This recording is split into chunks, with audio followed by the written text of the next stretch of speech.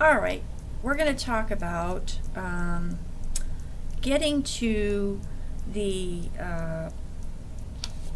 slope-intercept form, y equals mx plus b, using the point-slope form. And I'm going to talk about that in a minute here. Let me show you on the GED mathematics formula sheet and explanation form that you have access to. If you're taking the GED test, you don't have to memorize all these formulas.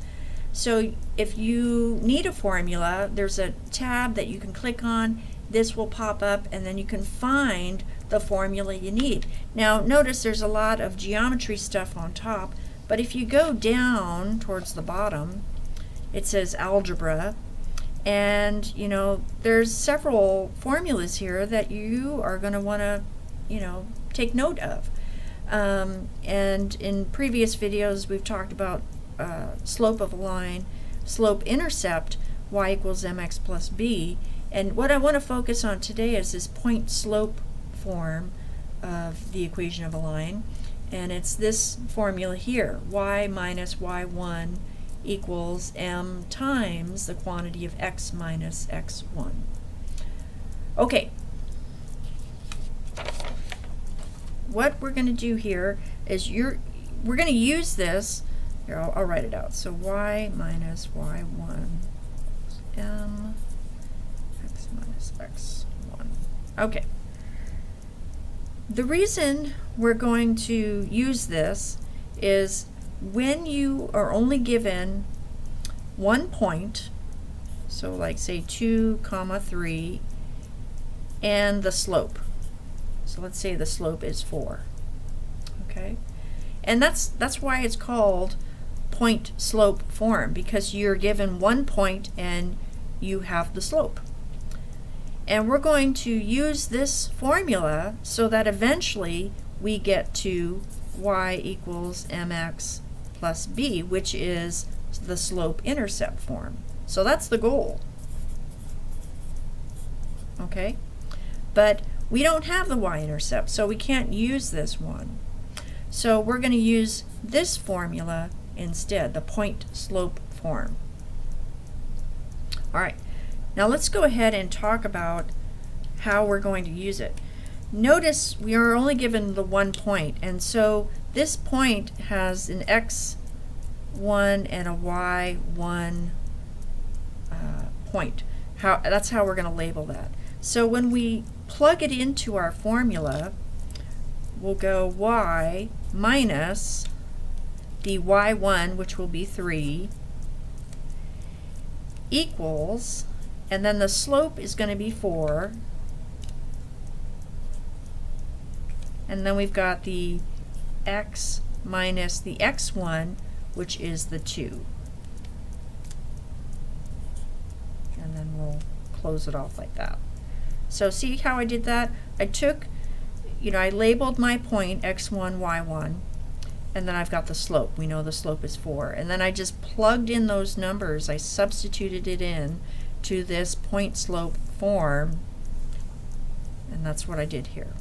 Okay, now we're not quite at this, what we got to do, we got to move some things around and do some distributive property. So notice we could do distributive property here.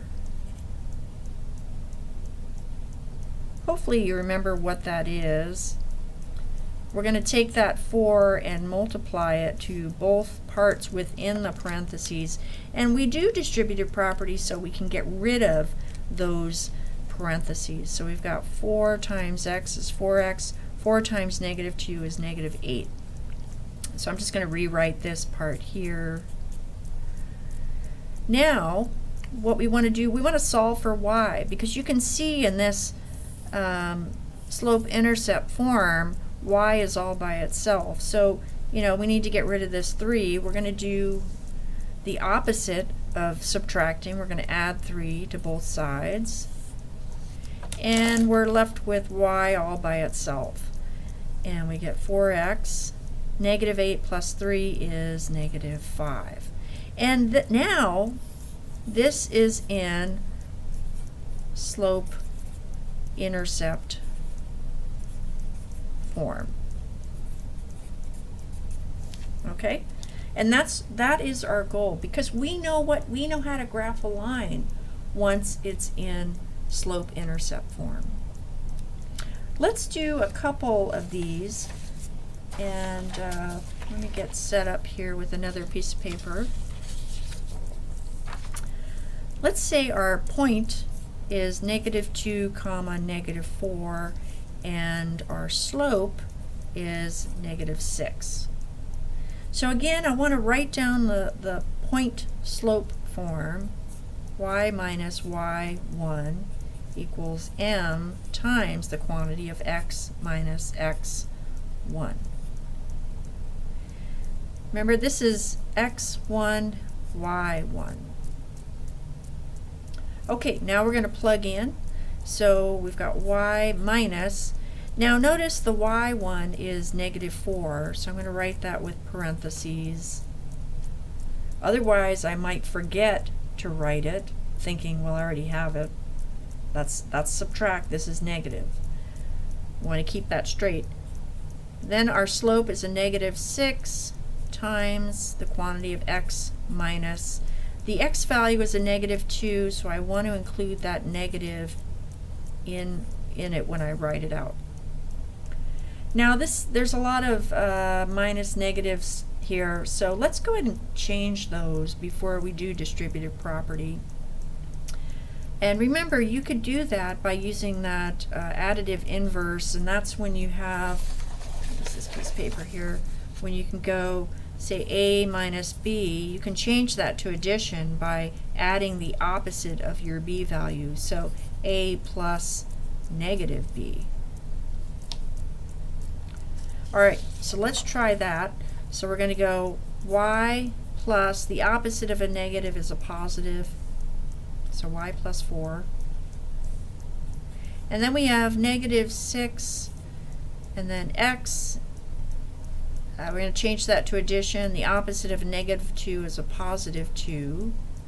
Some of you might be familiar with keep, change, change, and that's basically what we did. We kept the first, changed the sign, or not the sign, the operation to addition, and we changed the sign, so negative to a positive. Same here. Alright, now we could do distributive property, okay? And so I'm going to just rewrite this part here. -6 times x is -6x. -6 times positive 2 is -12. Alright, we're almost there. We need to do the opposite of addition, so we're going to subtract 4 both sides. Y is now by itself, and we've got -6x. When we're adding two negatives together, we're basically combining our negatives, so we've got -16. And this is in the form we want to end at, because we've got our slope and our y-intercept, slope-intercept form. I think I have one more example. Let me just check my notes real quick. Yeah, let's do one more. Let's work with one where the slope is 0. So say we have a point 5, 3, and our slope is a 0. So if you remember when I talked about the different types of slope, there were 4 types of slope: positive slope, negative slope, zero slope, and undefined slope. So a slope a zero slope is really a horizontal line. Okay, so let's go ahead and see how we're going to work this out using the point slope form. So y minus y1 equals m times the quantity of x minus x1. And remember, this is x1, y1. So I'm going to plug in. We've got y minus 3 equals 0 times x minus 5. And we'll do distributive property x times, or 0 times x is 0x, 0 times negative 5 is 0. So you could put negative 0 or you could put positive 0. Doesn't matter. Now, 0 times x is 0, and you know that's really 0. Y minus 3 equals 0. Now we do want to have y all by itself, so we're going to add 3 to both sides, and we get y equals 3. And so, you know, I know this doesn't look like the slope-intercept form. If we kept this here, it would look like this: y equals 0x plus 3. Okay, so this would be, you know, the slope-intercept form, but if you wrote it like this, that would be okay too. Essentially, you're going to get a horizontal line. All the y values are going to be 3, and that's that. Anyway, that's how you do that one, and we'll do some more in class. So if you have questions, bring them with you, and we'll figure it out.